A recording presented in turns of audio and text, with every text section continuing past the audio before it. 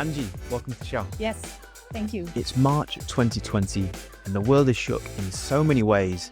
And one of those ways, of course, was our working dynamic, with many businesses and employees turning into remote working for the very first time. It became the norm and widely accepted, but fast forward to the present day and there seems to be a shift back into the office. So in this episode, we cover this trend. We talk about many myths and facts, and we also talk about employee collaboration versus employee flexibility, with our guest today providing guidance to both employees and employers on how you can better navigate this transition. Our guest today is Angie Williams. She's the HR Director at Invinity Energy Systems, and she has 15 years of HR experience on an international level, navigating many shifts during this time. She has a real passion for building change resilience as well.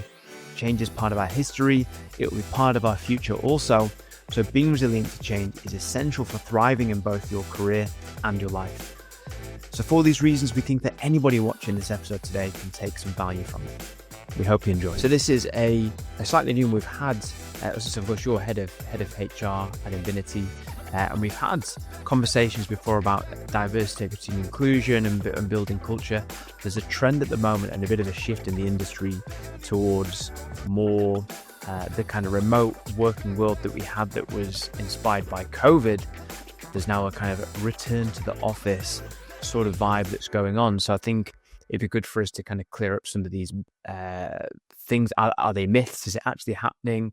Guidance for the workforce, the global workforce, and how to manage this. Guidance for managers and HR teams to build change resilience. As we're going to talk about today. So there's lots of kind of conversation going on, and no one's really nobody's that sure. So I think we're going to clear up quite a few things today. So we'll start with the first section, which is where we discuss some myths and facts and kind of kick off the conversation, obviously being based around culture and office versus remote working. So the first one is working online is better for your well-being as opposed to working on site. Is that a myth or a fact? Yeah, I think it's a myth. It certainly has its benefits. Like, I think people, can skip the commute and they have more time to do things like exercise, let's say in the afternoon. And, I think that there's lots of ability for people to do things on their own personal time and flex their schedules so that they can, fit in some of these other activities. But we've also noticed that there's a lot of fatigue that goes on with that. So being on screens for an extraordinarily long time is difficult for people to handle with where we just weren't able to do that. And you do notice that people that are working online do spend more time in front of the screen. So there is some isolation. There is impacts to things like mental health just by having increased screen time. And then I think that there is, a reduced amount of, let's say, synergies or in-person collaborations that happen naturally that you would get in an office environment. So it's not that it can be better in some regards, but it's not that it's, the best thing for everybody. When COVID happened, I think it divided a lot of opinion in terms of working from home. I think to begin with, it was like, oh, wow, I don't have this commute. I can work a little bit longer, but then over time, ultimately, you maybe kind of skip lunch. You don't necessarily go out for a walk. There's a lack of separation between work and home life because you're set up at home. And being a remote worker myself, it's so easy to fall into that trap of just being online all the time. So yeah, I totally agree. It is a myth for sure. Thank you, Andrew. The next one, working remote hinders an employee's ability to progress their career. Yeah, I think that one is a myth as well. It really depends on the person and the person's career. And I think it also depends on the environment. So there's lots of companies that do, completely remote work scenarios. And I think that it really depends on the person's manager and their ability to advance their career and still have really good, robust career discussions. I don't think it hinders it. It may slow it in the beginning, depending on how your relationships are throughout the organization and how you can build those relationships. So there is some disadvantage in terms of how well you build relationships remotely, but overall, I don't think it's necessarily a hindrance to a person's career. It's just that you might have to navigate things slightly differently.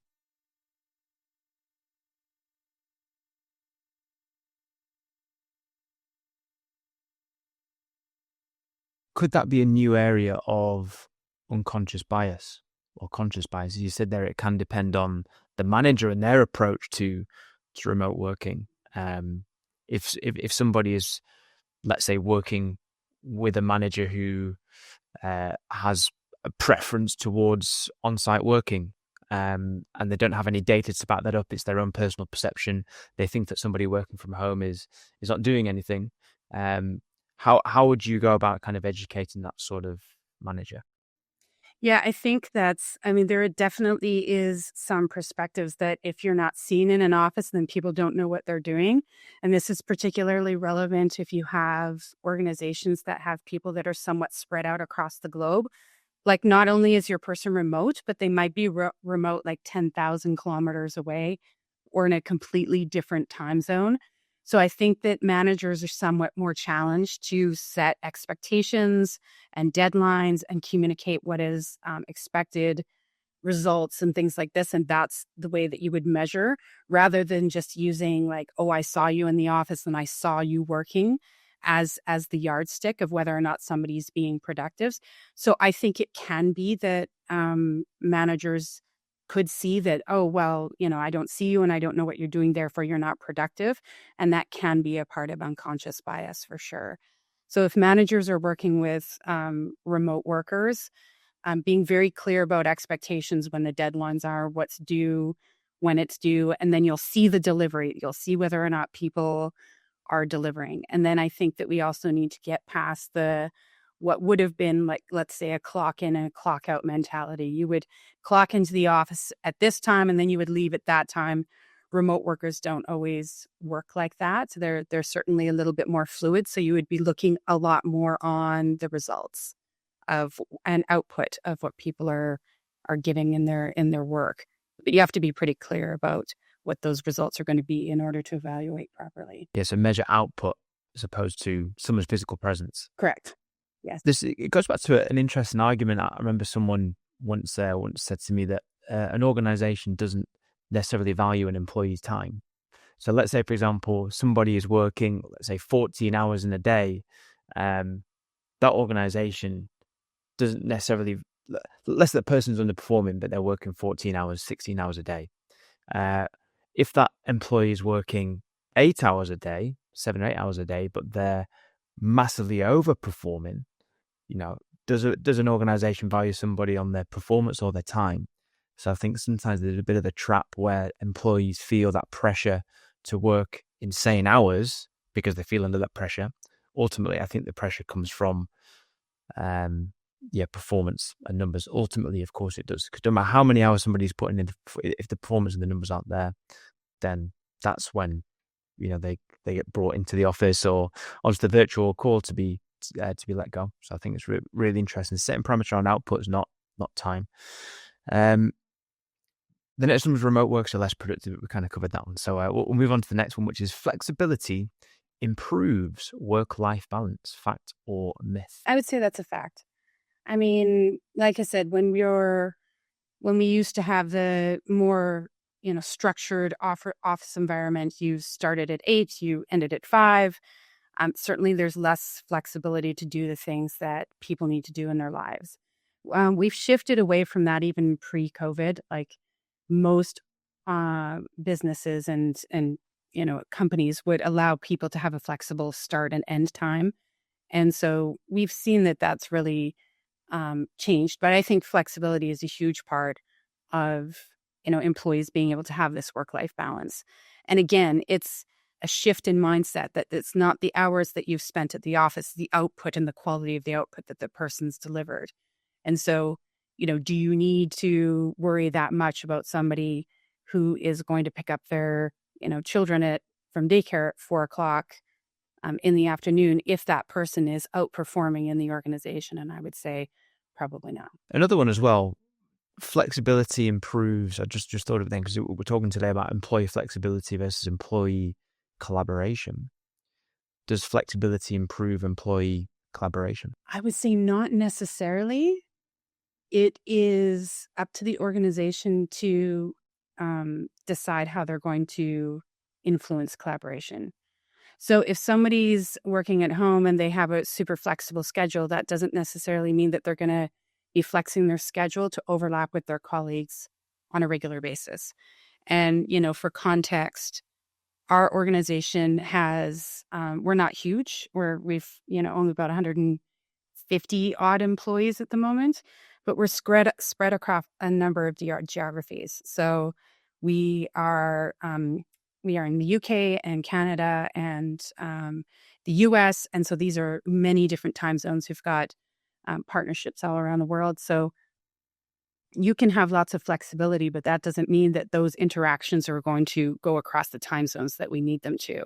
And that's where the collaboration needs to happen as people that are a little bit all over the place. So I don't think that because you have lots of flexibility, that increases collaboration. I think it's up to the organizations to make sure that they set the expectations around what is flexibility and how we can ensure that there is collaboration. An interesting story, a former business I worked for, we introduced a 4-day week. And the Friday was the extra day off. And it was like, oh, wow, this is amazing. But did it encourage employee flexibility? Probably not, because it meant that you had to be in the office 4 days a week. Obviously, you didn't work on a Friday, and that was brought in because if somebody chooses their day off to be a Monday, someone chooses it to be a Thursday, someone chooses it to be then that means that actually there's only certain days in a week when certain people can collaborate, and actually it meant that way that the whole organization was working together Monday to Thursday. So, although it was a great benefit, the only way it could work in that organization's situation was if the day off was the same for everybody. And I thought that was quite interesting, because now the current business I work for, we promote flexibility, responsibility and flexibility, and you kind of flex your schedule based on who you work with and things like that. It's a hard balance. I think when you're scaling, it's hard to manage. It is really hard to manage. And I think that if you do things like 4-day weeks, then those 4-day weeks start to extend beyond the 8 hours to ensure the collaboration in a shorter window of time. So you've compressed everything, and it probably starts to stretch your days to be longer than expected, just to pile it all in a certain period of time. And does that encourage well-being? Is so interesting. Honestly, looking back at it, I felt great. Working 4 days a week, it meant on a Friday, I'd do some sports in the morning with some of my work colleagues as well. So actually, in a way, it did improve collaboration because out of work, you spend that time with them. And then, you kind of have the Friday to kind of relax and decompress. My partner was working, so it meant that I could kind of do things that I wanted to do. And then on a weekend, you kind of do things together, which is great. So I think it worked, but ultimately, Monday to Thursday were tough days. Really interesting topic.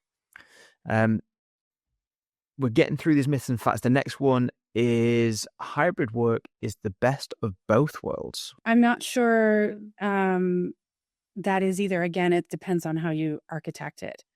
So I think it's important that people have the flexibility, but it also means that you're being mindful about how you create those in-office interactions, and that you maximize the potential of people being in the office, and then also try and balance that with the flexibility that the employees create. So I think it's not just, oh, we're going to have a hybrid environment and, some people be in the office and then we'll just be at home. I think it just is needs to be a little bit more mindful than that about what it is that you're trying to achieve with the in-office work and the home office work. And the final one, CEOs want employees to return to the office whilst employees are resisting. I think that's a fact. I do see quite a bit of change. You see it all over the news where there's lots of companies that are wanting people to return to office. There's lots of people that changed a lot of their lifestyles while they were in COVID. And now post-COVID, there's been like a shift back. to wanting to bring people back into the office. And employees are really, wanting to maintain the flexibility that they received in COVID. So I do think that there's quite a big shift, this pendulum swing coming back into having people back in the office. And seems to be driven by CEOs who want to see the maximum collaboration between their teams. And often that happens in the office. Thank you. The next segment, we'll learn a bit from you about Invinity and kind of using that as a case study, really, to kind of talk us through your journey and how you've built change resilience and kind of manage this process. So hopefully our community can take something from this segment. So to help us set the scene, talk us through the story and what's been happening at Invinity so far. Yeah. So for anybody that doesn't know, Invinity is a vanadium flow battery company. We design and manufacture batteries for renewable energy applications and a number of different applications as well. But we're the global leader in utility grade energy storage. So we have most of our batteries are used for things like high scale, high throughput energy requirements. And so that's industry, that's different electrical networks. Our batteries continually run with no degradation for like over 25 years. And so that's usually they're suited to these large scale kinds of operations. And so we basically, our batteries are safer than lithium in the sense that they have no thermal runaway. So that's really good to use them for these utility scale applications because they can be put in things like different kinds of municipalities or be able to stock these batteries on top of each other.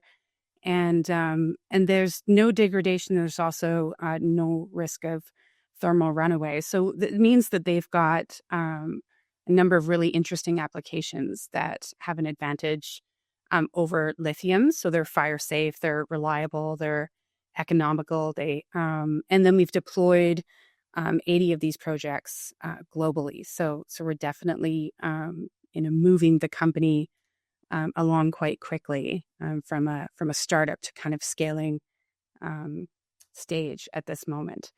And then in terms of Invinity, we were formed by a merger between Invinity Energy, which was a UK-based company, and Avalon Battery, which was a Canadian-based company. And we merged in March of 2020. So if you remember, that was the start of the pandemic. And so right at the start of COVID. So not only were we merged like a newly merged organization, we were also navigating challenges of like scaling up the market itself. And then the pandemic also created lots of volatility. And, there's always these shifting regulations and, adaptations that are ongoing when it comes to the renewable energy sector. So that just means that, agility and resilience and building these companies that can respond to all of these challenges quickly is really, really important. And so, for us, most of the employees when we merged had never met each other in person. So you've got two fully functioned companies that are across the water that have now become one company. And during COVID, a lot of them have only ever worked remotely. Some of it is that we do have people because we're manufacturing and we do the design of our batteries that people are in the office. So we've got technology groups, we've got product development groups that are in the office because they're working on the battery. And we also manufacture both in Canada and the UK. And so there are people in the office, but then we also have this group that was remote. So we've got a foot in both camps. And now that we've emerged post-pandemic, we're trying to find the right balance between what is remote work and what is the flexibility that people want.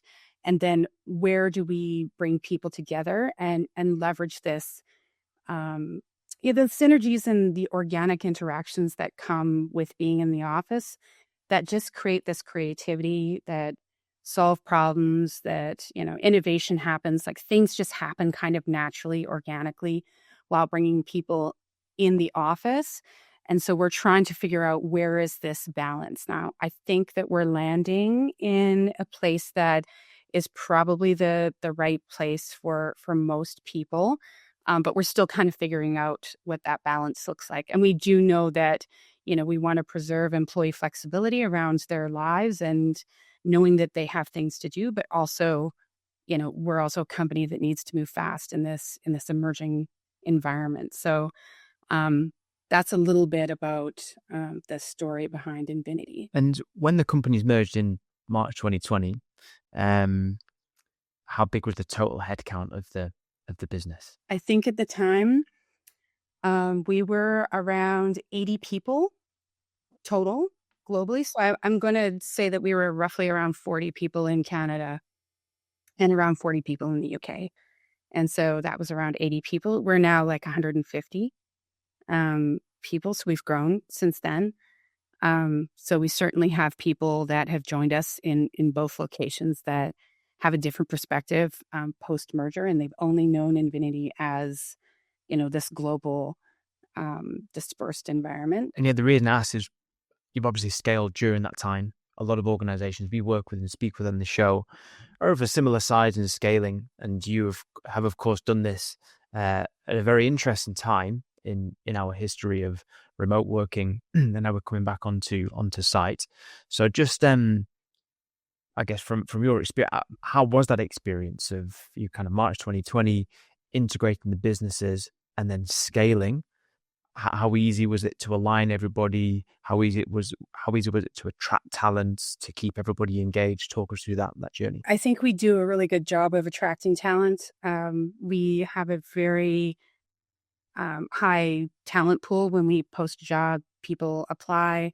I think that when we give our mission and our vision to people, they want to be a part of it.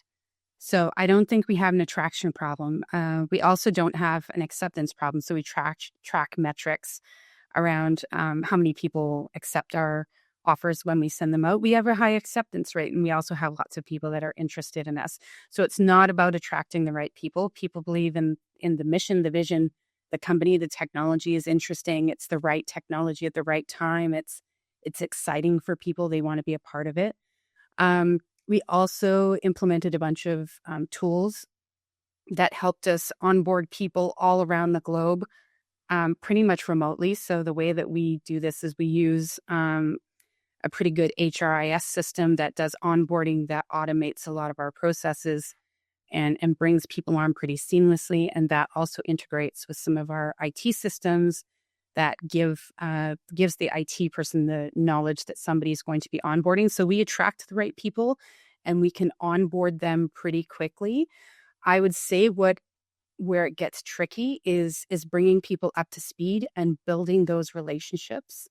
Where if you were in an office and if you were in person, or if you didn't have like the time zone, like all of that stuff, the knowledge building, the sharing, the collaboration, the relationship building would happen a lot faster if it was in person versus completely online. And during COVID, we had to do that completely online for the onboarding, and for some of the people that, they still got to go into the office because they had the certain job functions that were in the office. But certainly it happens, the relationship building and the knowledge transfer happens quicker if you're in person. March 2020, obviously you've been a HR leader for a while. Have you had to do this sort of thing before? So doing this from then, the integration of the businesses and onboarding people remote, attracting people remote. Had you done much of this before March 2020? I did, because the majority of my career has been international. So I've always worked in small to medium sort of tech companies. My last organization was also global, with headquarters in Germany and people all around the world. So there was always a part of, bringing people in and onboarding them online. Because their colleagues existed somewhere else. So their colleagues might not be in the same office as you. They might be in not in the same time zone as you. So there was always a little bit of architecting it so that you create these overlaps and these interactions remotely or at least online. But there was always that bigger portion where people were still going into an office and making their day-to-day in an actual office. But there was always this sort of remote Teams calls and video calls and conference calls and things like that from with your colleagues. And that was just because of the international nature, not because people were really a remote worker. But so I did have lots of experience knowing what it was like to create this like online presence. And so when we shifted, my previous organization shifted, we were somewhat already prepared for it. And then when I came into Invinity, I knew that some of the things that you would need to set up in order for this to function effectively had to do with systems. So the IT systems and setting things up to get people to be able to collaborate online is really, really key. I think it's fair to say that was a crazy time in terms of change for many people and many organizations. Something we mentioned earlier was change resilience. So talk us through what building change resilience actually means. I think that we work, and I think this will resonate with a lot of people, but not just for like the clean tech industry or not just for the battery industry, but for so many different industries. We're working in this, what they call a VUCA environment, which is volatile, uncertain, complex, and ambiguous. So it just means that everything that people are doing, there's this, this complexity to it, and the pace of business, the information that people receive, the amount of time that you spend on team meetings, the amount of decisions that you need to make with imperfect information or shortened timelines, I think is increasing for people, and so that it's really, really overwhelming. I think one of the ways that you mitigate this, overwhelming environment that we work in is to create a learning environment and really try and build change resilience in your organization.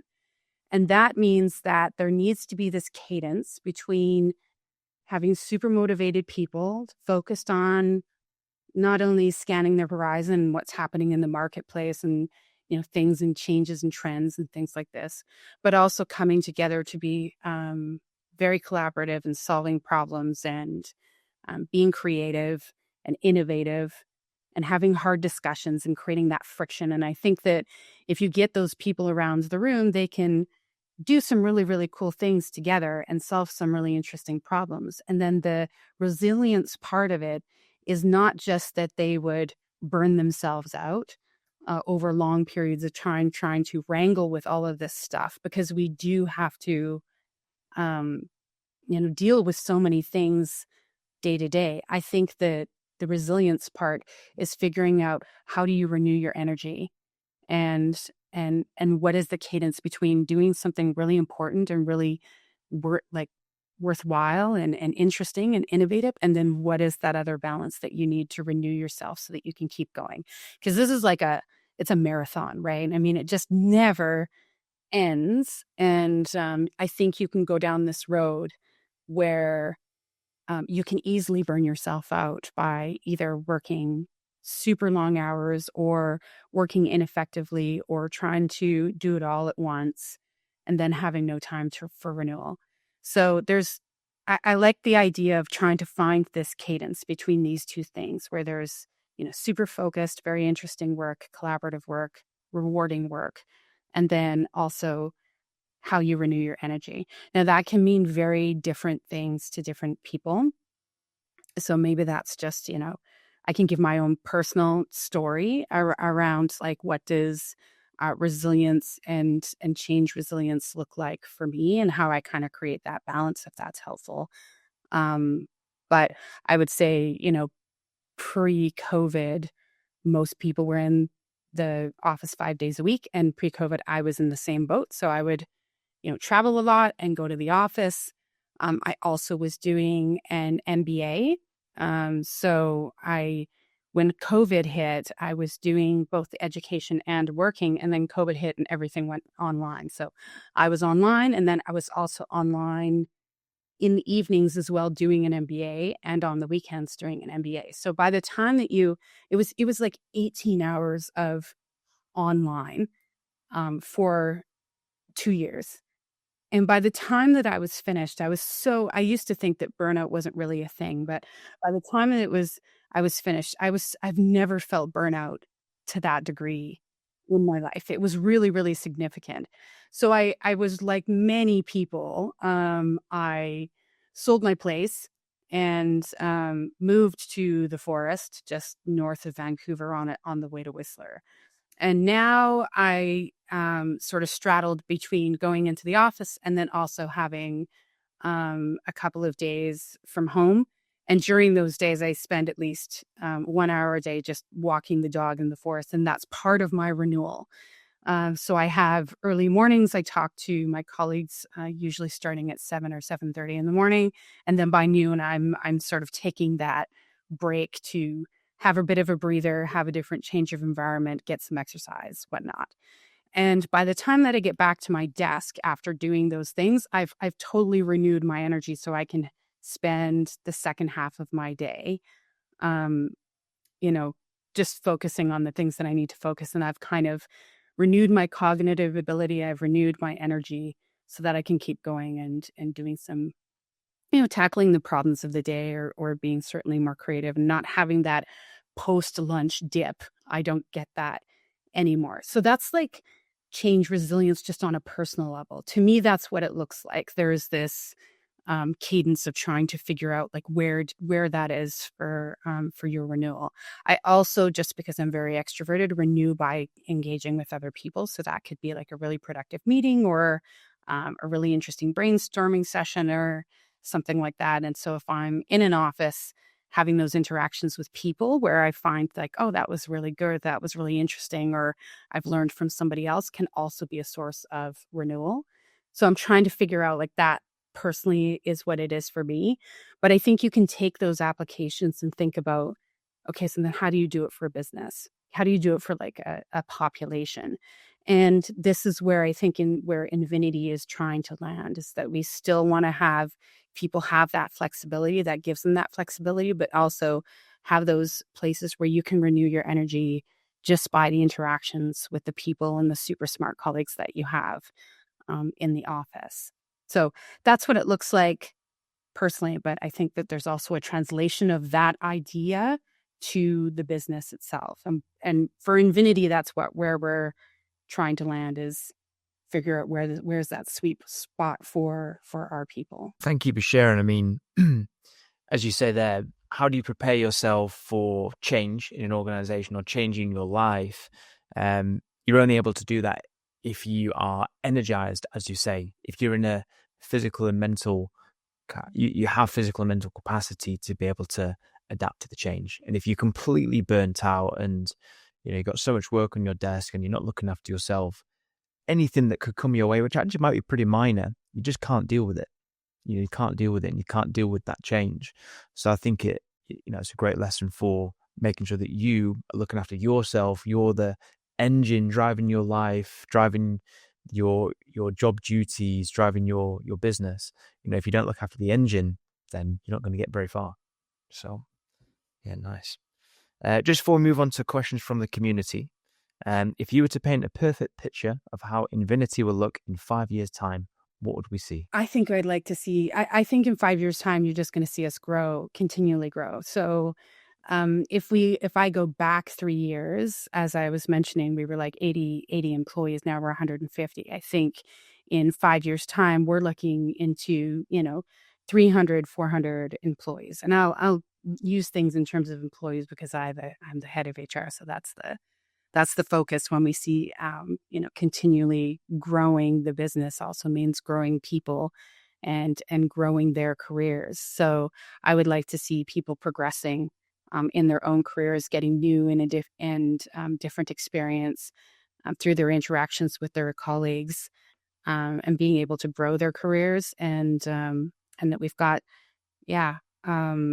new projects in new jurisdictions, where we hire new people there and we start to expand our presence across the globe.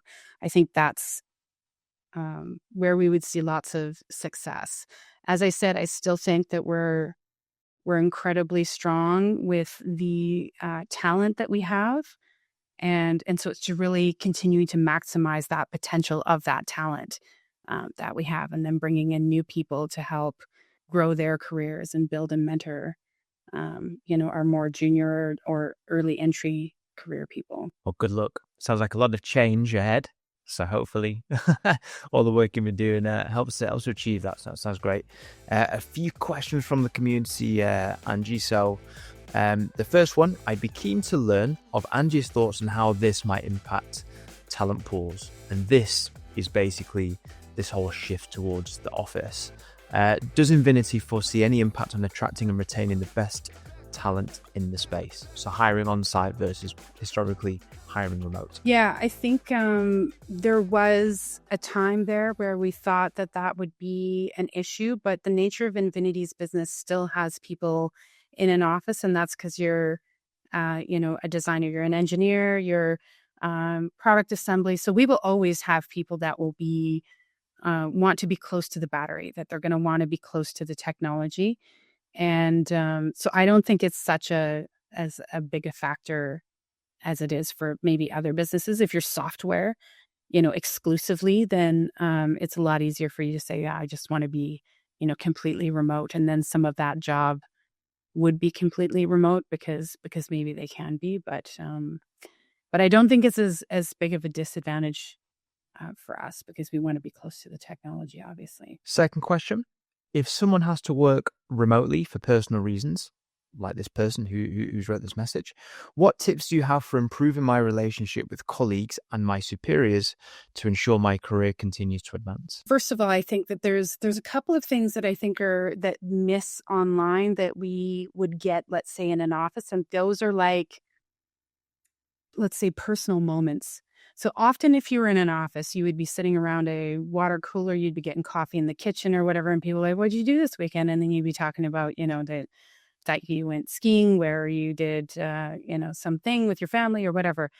And so I think that sometimes we miss those like little opportunities when we're completely online. And that's part of the relationship building that we get to do while you're in an office. So trying to create those moments between you and your colleagues and or your superiors that build that relationship a little bit more, I think is important. And it's all personal stuff.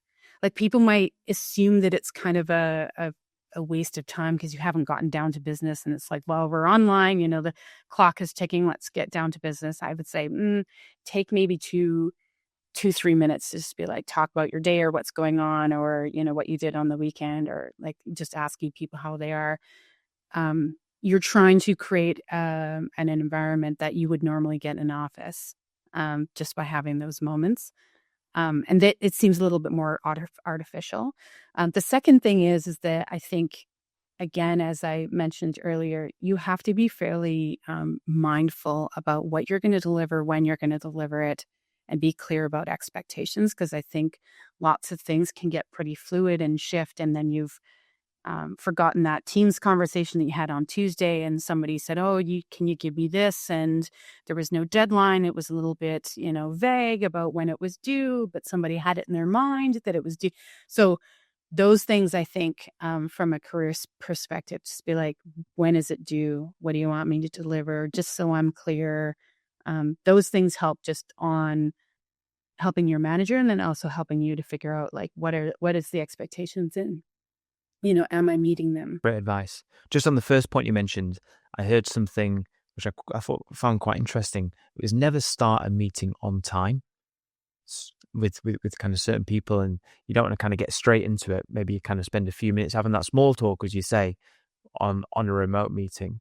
Because otherwise, the meeting starts, you get into it, the meeting finishes. But if you're in an office environment, the meeting's finished, you're walking out, you maybe go grab a coffee together or a glass of water. That's when you kind of start having those little bonding, small moments, but I think can make a difference. And the final question for today, Angie, is from a manager this time. So as a manager of remote workers, what tips do you have to better motivate them? Yeah, I mean, I think that people are motivated when they feel like the relationship is strong with the manager. So again, I will go back to that relationship building. And like the manager should spend more time understanding a little bit more about their employee and what motivates them, what their career aspirations are, what it is that they're trying to achieve in their career, and sort of weave that into the projects and assignments and things that you're trying to give them. Continuously giving feedback is always a good way to motivate people because, I think you did really great on this, and here's where I think you could improve is also very motivational. People, by and large, are just motivated by feeling like they're getting better at something. So they want to know, like, how am I building my career and how am I doing? And, what could I do better? And so if managers are building the trust that they can give that feedback in a way that is accepted, and then working on their feedback skills to give that to employees so that they know, so the employee knows how they can continue to proceed and what they're doing really well, what they could improve on. I think that goes a really long way in motivation. So in some ways, we think that motivations are sort of carrot and sticks. And it never is. It's often largely just based on relationships and giving really good feedback and a person feeling like they're progressing. And so I would say for managers, get really, really good at that skill. And if you're a remote manager, then that would go a long way. Very valuable advice given today's working world, and especially, given the trends and what's going on, I'm sure we're going to experience more change in the next few years. I'm intrigued to see how things work out. So I'm sure if we do this again in a couple of years' time, Angie, we'll have other things to talk about and other experiences. But yeah, thank you for all the insight today, and good luck with the continued growth of Invinity. If you get anywhere close to that picture in 5 years' time, it's going to be a busy few years for you. I'm confident that we're on our way there. Well, thank you again, Angie, and all the best. Awesome. Thanks, Jamie.